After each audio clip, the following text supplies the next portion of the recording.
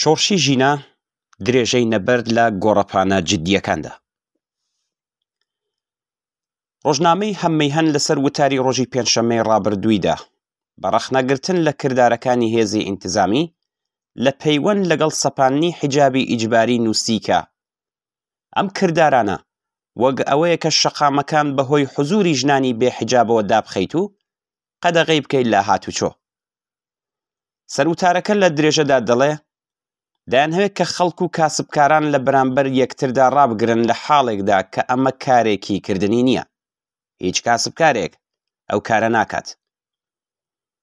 ئەم وتانە و وتەکانی هاوشێوەی لەنێو کاربەدەستانی ڕژیمدا ئەم ڕاستیە دەردەخات کە ئۆلتیماتۆمەکانی کۆماری ئیسلامی بۆ داسەپاندنەوەی حیجاب بەسەر ژناندا و داسەپاندنی ئەم هێمای بێمافیە بەسەر ژناندا و لەم ڕێگایەوە داسەپاندنی بێمافی بەسەر هەموو کۆمەڵدا بەرەو ڕووی خۆڕاگریەکی بەرین بۆتەوە. لە درێژەی سیاسەتی سەرکوتگەریدا حکوومەت مەئمورەکانی ئاگادارکردنەوەی زمانی سەر لە نوێ ناردۆتە سەر شەقامەکان گۆیا دووربینەکان لە زۆر حاڵەتدا ناتوانن ڕواڵەتەکان بناسنەوە و کارایی پێویستیان نییە.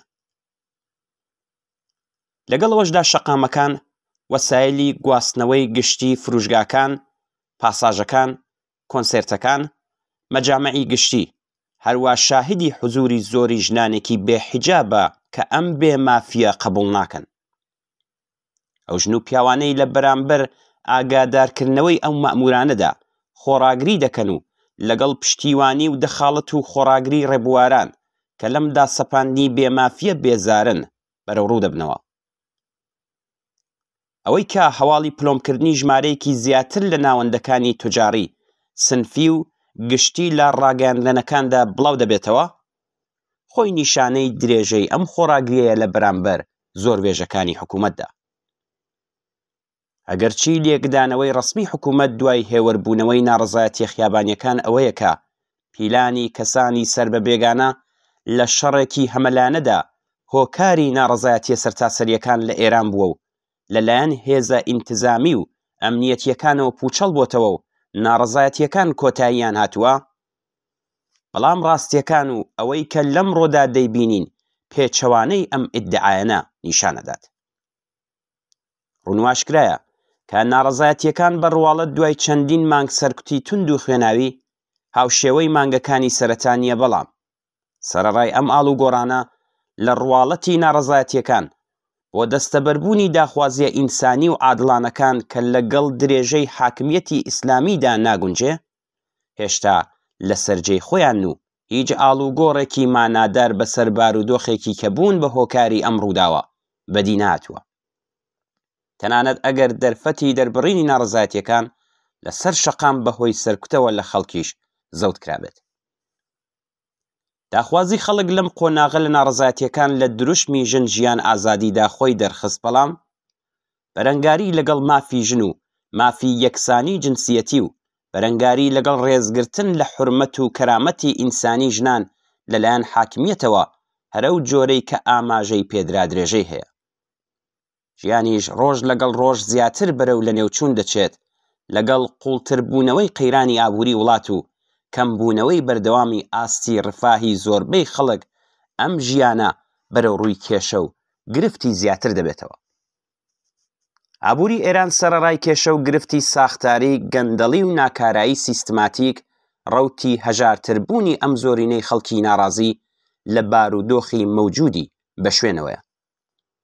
ئازادیش هەروە بارمتەیە، بە کوژرانی نزیک بە 600 کەس لەسەر شەقامەکان، ئێعدامەکان، گرتن و محاکمەکان هەروە درێژیان هەیە. بە لە بەرچاوگرتنی گشت ئەم ڕاستیانە بۆ خەڵکێک کە لە بارودۆخی مەوجود ناڕازین بژاردەیەک بێجگەل لە درێژەدان بەو ڕێگایە بوونی نییە، لەبەر ئەوەی کە ڕێگای گەڕانەوەیەک لە ئارادانیە. ناکرێ و ئیمکانی نییە بەم هەموو بێڕێزی و سوکایەتیەی کە دیاری کۆماری ئیسلامیە ڕازی بیت.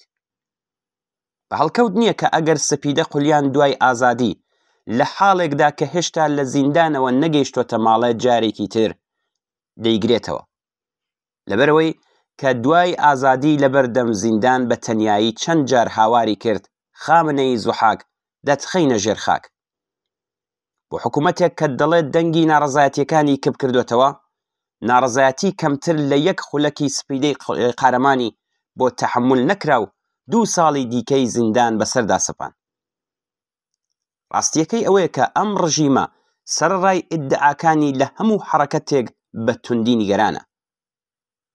ئەم حرەکەتە چ دروشمی زیندانیەکی سیاسی تازە ئازادکراو بێت، چ ڕاگەیاندنی مەراسمی یادبوودی قوربانیانی چەند مانگی ڕابردوو، چ تەنانەت بچووکترین پشتیوانی کەسایەتیە فەرهەنگی و هونەریە ناسراوەکان بێت، ئەوان تووشی ترس و نیگەرانی دەکات. بە هۆکاری ئەم نیگەرانی و وەحشەتە ڕاستەقینەیە کە کۆماری ئیسلامی چەندین مانگە دەستی داوەتە هەوڵدانێکی بەرین و هەمەلایەنە بۆ زیادکردنی هەزینەی هەموو چەشنە ناڕەزایەتیەک. هێرشی شیمیایی بۆ سەر قوتابخانەکانی کچان شاهدی وەها ئاراستە گرتنیەکە تا بە خەڵک بڵێ ئەگەر ناڕەزایەتیەکان درێژیان هەبێت، وەها چارەنووسێکتان لە بەردەمدایە. لەمڕۆوە ئاستی سەختگیری لە بەرخورد لەگەڵ ناڕازیان هیچ هاوسەنگیەکی لەگەڵ ئیدعا تەبلیغاتیەکانی حکوومەتدا نییە کە دەڵێ ئاخێزەکەی دامرکاندوێتەوە. بەڵێ، ئەم بزوتنەوەیە خەیاڵی هێوەربوونەوەی نییە و ڕۆژ لەگەڵ ڕۆژ بە دەستەبەرکردنی ئەزموون و هەوڵدان بۆ بەرزکردنەوەی ئاستی ئامادەگی لە ڕیزەکانیدا بۆ دەستەبەرکردنی داخوازیەکانی بەرەو پێشەوە هەنگاو دەنێت.